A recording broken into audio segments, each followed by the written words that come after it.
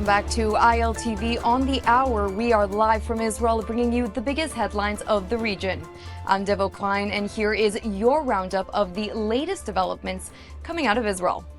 The Palestinian Islamic Jihad and Hamas have announced that they would be transferring an additional hostage body to Israel tonight. Now, just after the announcement, red alert sirens sounded across the Gaza envelope and the city of Sderot, that's near the border with Gaza.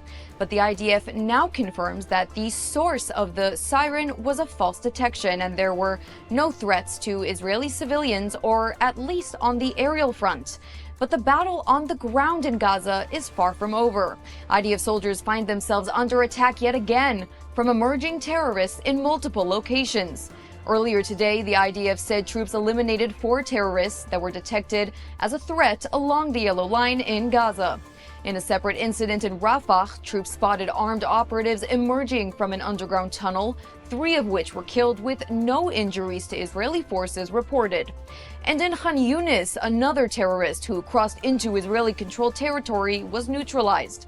Now, the gunmen from these incidents are among the roughly 200 Hamas terrorists that are still hiding in what the army is calling the, quote, terror pocket in Rafah. Additional strikes targeted houses and infrastructure used for militant activity, as Israel and the U.S. continue discussions on deporting those still in the tunnels, although no countries have so far stepped forward to accept them into their country.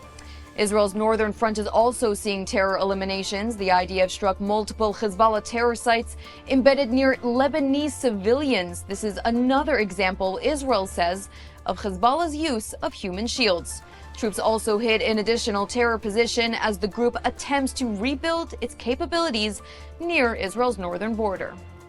And if 2 fronts wasn't enough, the IDF is carrying out a major 2-division exercise in Judea and Samaria, an unprecedented drill aimed at testing operational readiness on Israel's eastern front. IDF Chief Eyal Zamir visited the exercise, which includes the Judea and Samaria Division and the Gilad Brigade, alongside Central Command Chief Avi Bluth.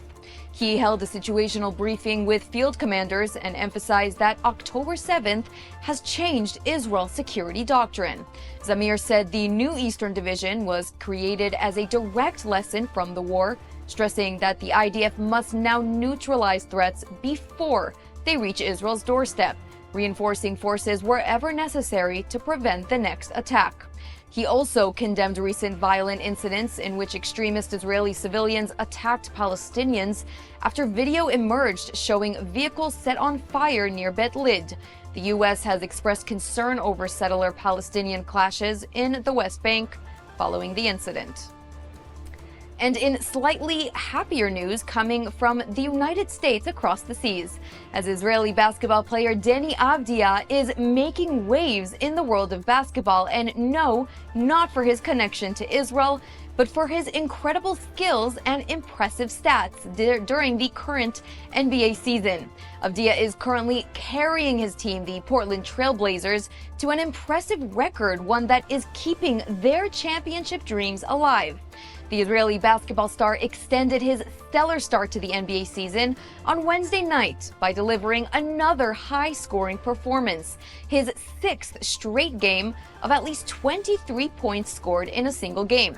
Now, in the game last night, he scored a whopping 32 points in just one game. Now, this is just 1 point shy of his all-season high in a game that ended 125-117 against the New Orleans Pelicans. This takes the Portland Trail Blazers to a record of 5-6, so still a way to go to cement themselves as a championship winning team, but crucially, they are now certainly championship contenders.